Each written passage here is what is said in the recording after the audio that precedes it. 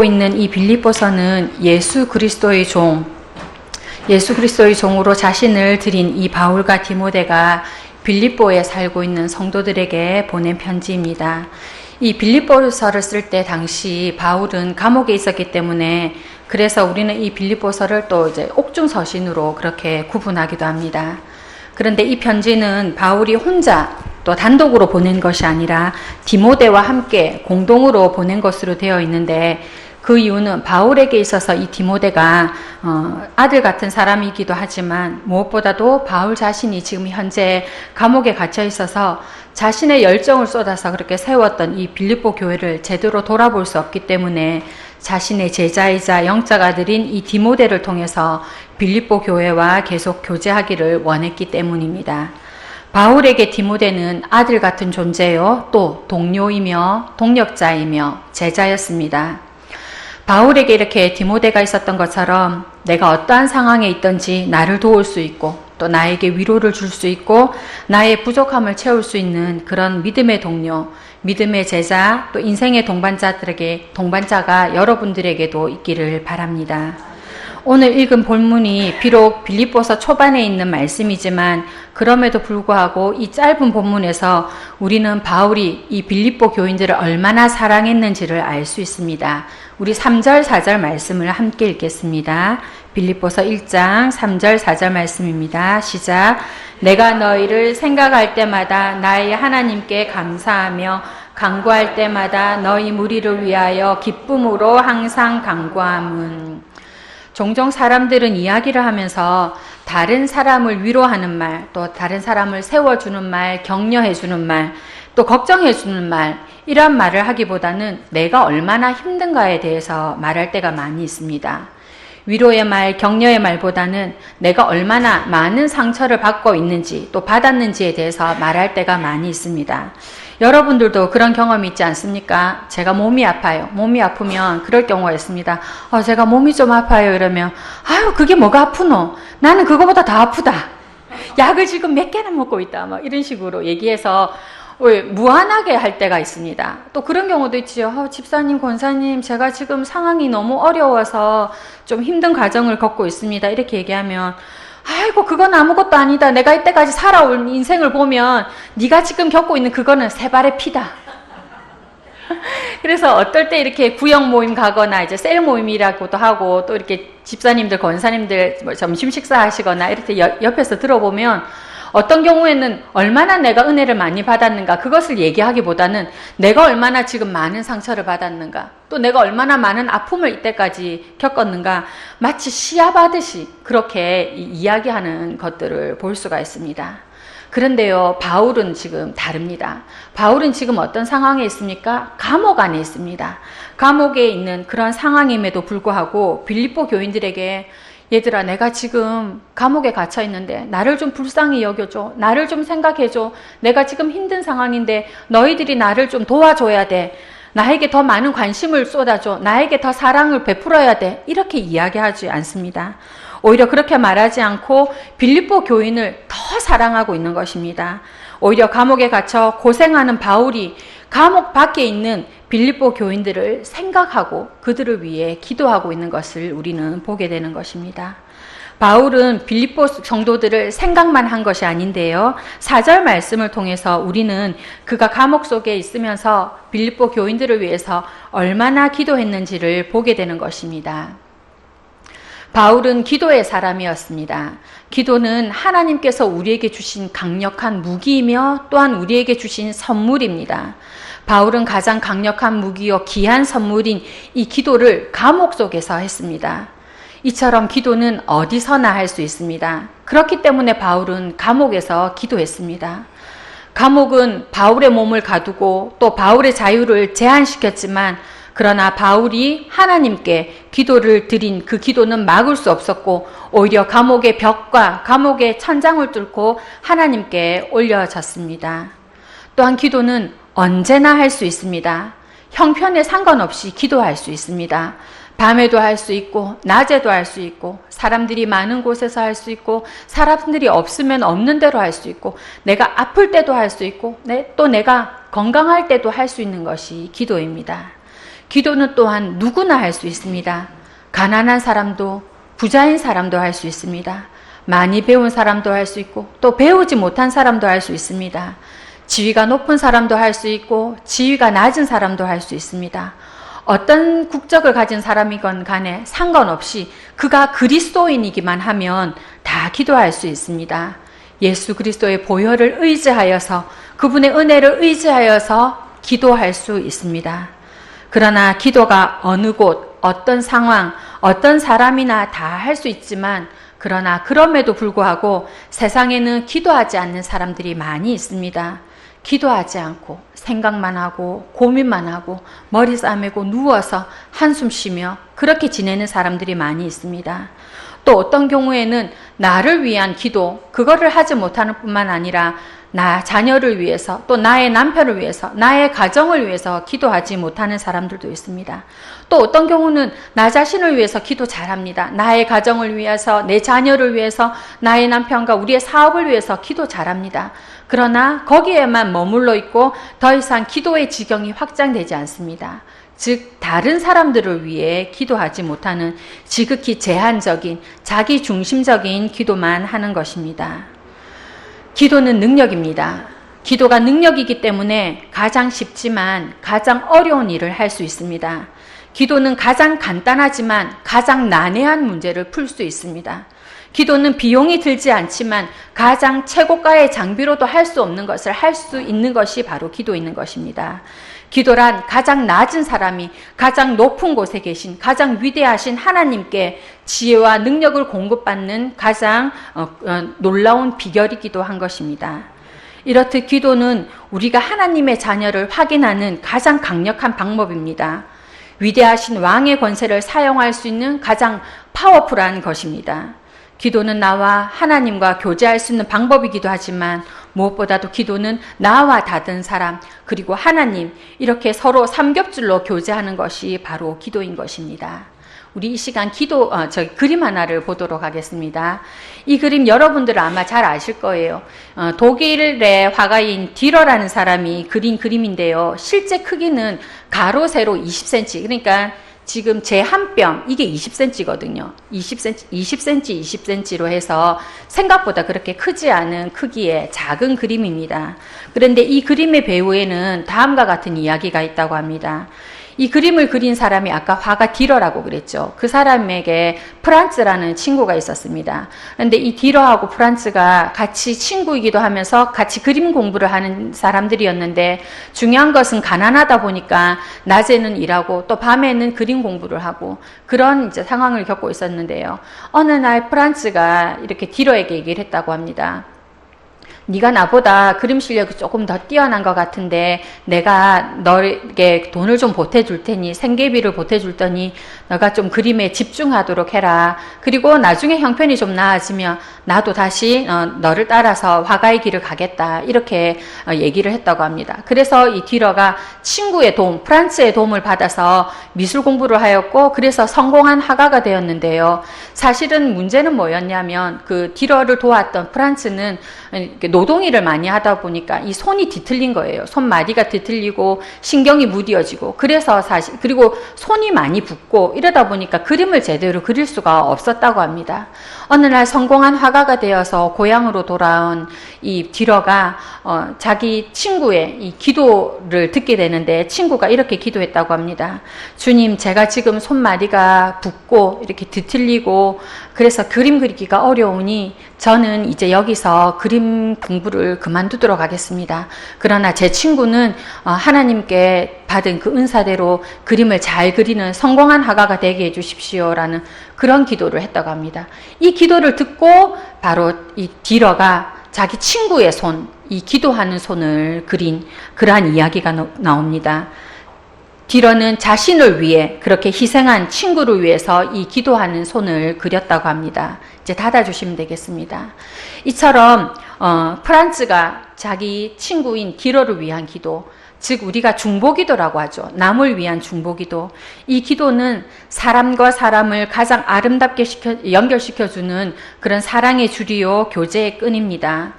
바울의 교제 방법이 바로 기도였다는 것입니다. 그는 물론 복음을 전하면서 제자를 삼고 또 그 제자를 삼은 사람들에게, 교인들에게, 성도들에게 하나님의 말씀을 가르치고 또 때로는 멀리 떨어져 있어서 편지를 보내면서 그렇게 권면하고 교제하기도 했지만 이 바울의 가장 기본적인 제자다움의 방법, 또 동력의 방법, 교제의 방법은 무엇보다도 바로 그들을 위해 눈물로 시시때때로 그렇게 감사로 또 때로는 안타까움으로 기도하는 것이었습니다. 성도가 교제하는 방법에는 여러 가지가 있습니다. 초대 예루살렘 교회 교인들을 보면 그들이 교제하는 방법들에서 나오는데요. 말씀의 교제를 했던 것, 또 함께 떡을 떼며 식탁 교제를 했던 장면들도 나오고 또 어려울 때는 물질적으로 돕는 물질 교제의 방법들도 있었습니다. 사도행전 2장의 말씀을 보면 그들이 사도의 가르침을 받으면서 떡을 떼며 물건을 서로 통령하면서 서로 그렇게 교제했습니다. 그런데 중요한 것은 이 초대교회의 성도들의 교제 방법 중에서 빼놓을 수 없는 것이 바로 기도였다는 것입니다. 바울은 기도를 통한 교제에 능숙했습니다.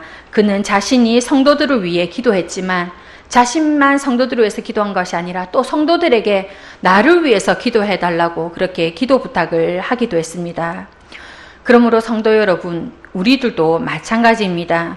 우리도 식탁의 교제, 또 우리들도 말씀의 교제를 나누지만 바울처럼 우리들도 기도의 교제가 함께 있어야 될 것입니다.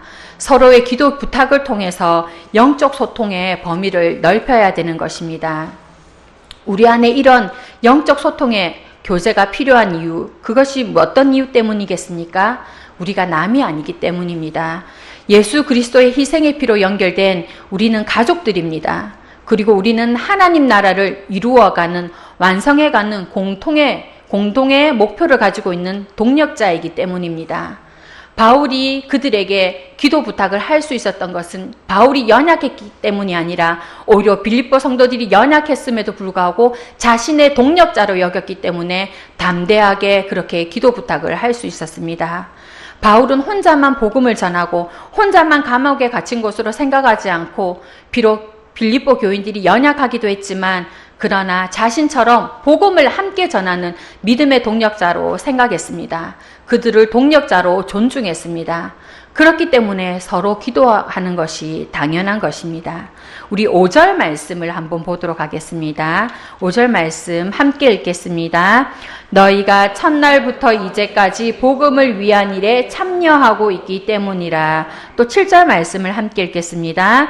내가 너희 무리를 위하여 이와 같이 생각하는 것이 마땅하니 이는 너희가 내 마음에 있으며 나의 매임과 복음을 변명함과 확정함에 너희가 다 나와 함께 은혜에 참여한 자가 됨이라. 네, 바울에게 있어 빌립보 교인들은 복음을 위한 일에 함께 참여하는 자, 함께하는 동료들, 복음을 증언하는 일에 함께 참여한 동력자였습니다. 사실 빌립보 교회는 바울이 감옥에 갇혀서 고생한다는 말을 듣고 이 바울을 돕기 위해 에바브로디도를 통해서 선교 헌금을 보냈습니다. 빌립보서 4장을 보면 이 빌립보 교회가 바울을 위해서 헌금을 하는데 헌금을 할 때 조금 보낸 것이 아니라 아주 풍족하게 보낸 것을 알 수 있는데요. 여러분, 우리 안에서도 이러한 동력이 일어나야 됩니다. 자기의 신앙에만 신경을 쓰는 것이 아니라 다른 사람들의 신앙에 관심을 가져야 되는 것입니다. 그뿐만 아니라 한국 교회를 위해서도 기도해야 되고 또 특수한 상황에 놓인 그런 선교사님들을 위해서 복음 전하는 자들을 위해서 우리가 관심을 가져야 되는 것입니다. 가장 중요한 것, 관심을 가지고 기도하는 것입니다. 그렇게 할 때 우리는 복음에 함께 참여하는 자들이 되고 또 하나님 나라를 위해 함께 일하는 동력자들이 되는 것입니다. 지금도 이슬람권에서 순교하시는 선교사님들이 있습니다. 아프리카에서 순환당하는 자들, 그리고 중앙아시아에서 또 남미에서 동남아시아에서 그렇게 세계 곳곳에서 흩어져서 하나님의 사랑을 전하는 자들이 있습니다. 그 사람들을 위해서, 그 사람들의 영혼을 위해서 그렇게 노력하는 자들이 있습니다. 그러면 우리도 같이 관심을 가지고 그렇게 노력해야 되는 것입니다. 또 선교사가 아니라 할지라도 특별히 우리나라 가운데서 캠퍼스를 위해서 우리가 기도해야 됩니다. 요즘에 캠퍼스에 이단들이 얼마나 소위 말해서 판을 치는지를 모릅니다. 굉장히 이렇게 심하다고 얘기할 만큼 경계 경보를 내릴 만큼 위험한 상황에 처해져 있는데요. 우리는 대학 캠퍼스 또 동아리 활동하는 그런 친구들을 위해서도 지역 곳곳에 또 흩어져 있는 그리스도의 복음을 전하는 자들을 위해서도 기도해야 되고, 그리스도의 복음이 잘 전해지고 뿌리 내릴 수 있도록 그것을 위해서도 기도해야 됩니다. 아까 목사님께서 2015년도에 이제 종교인의 실태에 대해서 말씀드렸지만, 경남 지방이 굉장히, 부산 경남 지방이 전국에서 가장 복음화율이 낮은 것으로 되어 있습니다. 우리는 한 30-40% 되겠지 생각하지만 실제로 5%도 안 된다라는 그런 이야기도 나오고 있는데요. 우리가 이 부산 경남 지역권을 위해서도 기도해야 되고, 또 이 부산 지역이 하나님의 땅임을 우리가 선포해야 되며, 무엇보다도 강팍한 이 사람들의 마음이 부드러워질 수 있도록, 또 그들이 복음을 잘 받아들일 수 있도록 그것을 위해서도 기도해야 됩니다. 그리고 여러분들이 잊지 말고 기도해야 되는 것이 무엇이냐면 바로 북한을 위한 기도입니다. 여러분들 중에서 자녀들이나 또는 손주들이 군대에 가 있으면 그때 반짝 북한을 위해서 기도하고, 뉴스에서 핵에 대한 이야기들이 나오거나 하면 그때 잠깐 기도하는 것 같지만, 실제로 제가 경기도에서 사역을 했잖아요. 부산이랑 가까운 지역이다 보니까 아주 자주 모든 기도, 공기도마다의 이 북한을 위한 기도를 빠질 수가 없는 것입니다. 이처럼 세계를 위한 기도, 열방을 위한 기도, 북한을 위한 기도, 부산을 위한 기도, 내 자녀들과 또 내 생업을 위한 기도, 또 우리 교회를 위한 기도, 우리 교회뿐만 아니라 우리 교회가 지금 위치해 있는 이 구남 지역을 위해서, 이 북구 지역을 위해서 우리가 영적인 관심을 가지고 기도해야 됩니다. 우리 교회에 후원하고 있는 선교사님들 여러분들 알고 계십니까? 여러분들 그들을 위해서 얼마나 기도하고 계십니까? 기간 선교로 사역하시는 선교사님들이 계십니다. 또 국내에서 복음을 전하는 복음의 능력자들, 복음의 전달자들이 있습니다. 우리가 이분들을 위해 기도하면서 우리의 기도의 영역을 넓힐 수 있습니다. 그런데 여기서 우리가 한 가지 짚어볼 것이 있습니다. 우리가 이런 기도, 이런 영적인 교제를 하는데 그것이 언제나 쉬운 것은 아닙니다. 기도가 아까 제가 쉽다고 했지만 사실은 쉽지 않은 부분이 있습니다.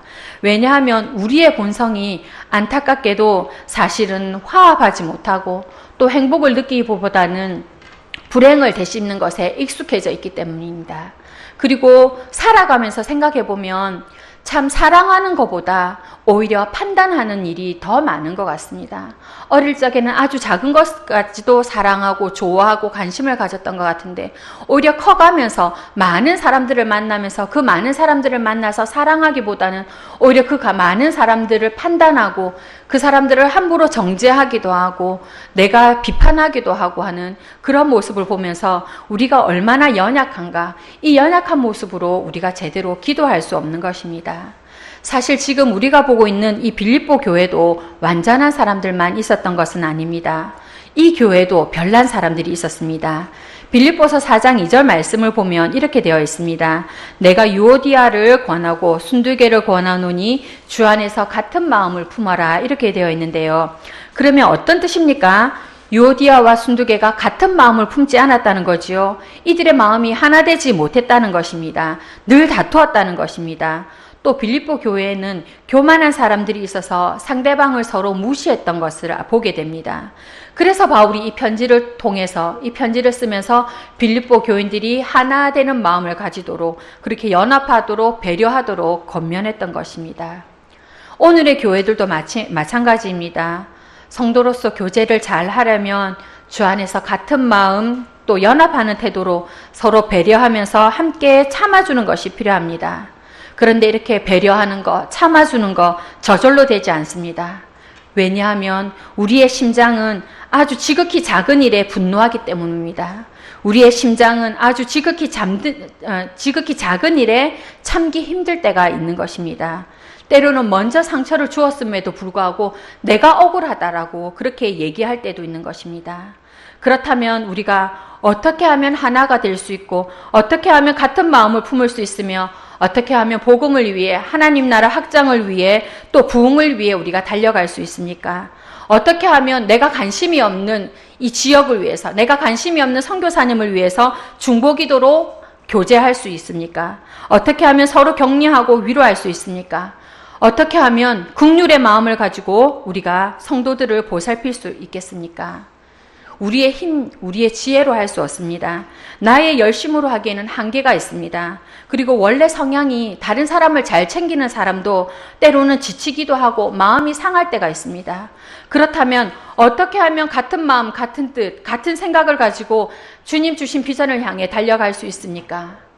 어떻게 하면 우리의 이 약한 심장, 악한 심장, 이 약한 심장, 연약한 심장을 버리고 사랑이 없는 이 심장을 버리고 우리가 사랑 가득한 그러한 마음을 가질 수 있겠습니까? 바로 오늘 설교 본문의 제목처럼 그리스도의 심장으로만 가능한 것입니다. 사도 바울이 그렇게 사역할 수 있었던 것, 바로 그가 예수 그리스도의 심장을 이식받았기 때문입니다. 바울이 어떻게 하나 되지 못한 사람들, 자기 사랑이나 하고 그렇게 교만한 빌립보 교인들을 사랑할 수 있었습니까? 어떻게 그들을 위해서 기도할 수 있었습니까? 우리 8절 말씀을 함께 읽도록 하겠습니다. 빌립보서 1장 8절 말씀 시작. 내가 예수 그리스도의 심장으로 너희 우리를 얼마나 사모하는지 하나님이 내 증인이시라. 하나님이 나의 증인이 되는데 내가 하나님이 나의 증인이 되시는데 내가 그 무리를 얼마나 사모하는지 증인이 되시는데 바로 그렇게 사랑할 수 있는 단 한 가지 이유, 그가 잘났기 때문에, 그가 착하기 때문에, 그가 은혜를 많이 받았기 때문이 아니라 예수 그리스도의 심장을 가지고 있기 때문에 이것이 가능하다고 바울은 지금 이야기하고 있는 것입니다. 예수 그리스도의 심장으로, 인간적인 사랑만으로는 성도의 교제가 쉽게 이루어지지 않습니다. 온전한 성도의 교제를 하려면 우리 안에는 내가 아닌 예수 그리스도의 심장이 필요한 것입니다. 어떻게 하면 우리의 연약한 심장을 내어놓고 강력한 예수 그리스도의 심장으로 이식될 수 있겠습니까? 오직 성령의 능력으로만 가능한 것입니다.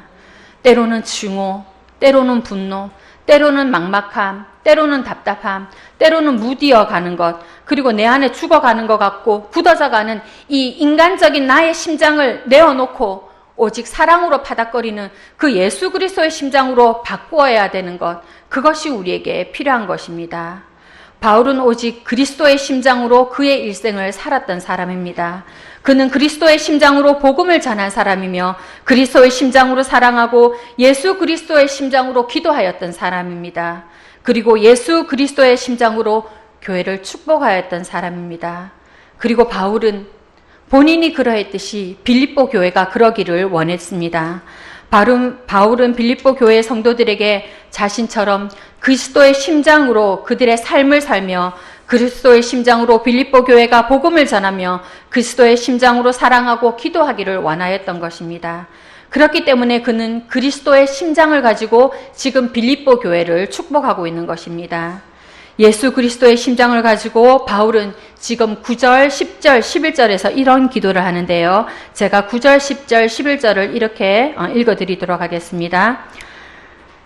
내가 예수 그리스도의 심장을 가지고 기도하노라. 너희 사랑을 지식과 모든 총명으로 점점 더 풍성하게 하사 너희로 지극히 선한 것을 분별하며 또 진실하여 허물 없이 그리스도의 날까지 이르고 그리스도로 말미암아 의의 열매가 가득하여 하나님의 영광과 찬송이 되기를 원하노라. 아멘. 바울이 이렇게 빌립보 교회를 축복할 수 있었던 것은, 그리고 그들을 위해서 기도할 수 있었던 것은 바울의 마음에 예수 그리스도의 심장이 있었기 때문입니다. 바라건대 우리도 그러하기를 원합니다. 나에게서 나오는 인간적인 열심이 아니라 그리스도의 심장으로 우리의 삶을 살며 그리스도의 심장으로 복음을 전하며 무엇보다도 그리스도의 심장으로 서로 사랑하며 그렇게 기도하는 우리들이 되었으면 좋겠습니다. 그리고 그리스도의 심장으로 서로를 축복해주는 교인들이 되었으면 좋겠습니다. 그리하여서 나의 힘이 아닌 오직 예수님의 보혈과 그 은혜로 충만한 그리스도의 심장으로 온전한 교제, 그래서 더욱더 부흥되어져 가는 우리 구남교회가 되었으면 좋겠습니다. 기도하겠습니다. 하나님, 우리 안에 그리스도의 심장을 주시옵소서. 우리의 힘이 아닌 오직 그리스도의 심장으로 온전한 사랑을 나누며 그리스도의 심장으로 온전한 교제를 이루는 우리 그리스도의 성도들 되게 하여 주시옵소서. 나의 힘으로 하는 모든 것들을 내어버리고 오직 그리스도의 심장으로 새롭게 이식되어져서 사랑으로 가득 찬 그리스도의 심장으로 온전히 이식되어져서 그렇게 서로가 아름다운 믿음의 동력자들 되게 하여 주시옵소서. 예수님 이름으로 기도드립니다. 아멘.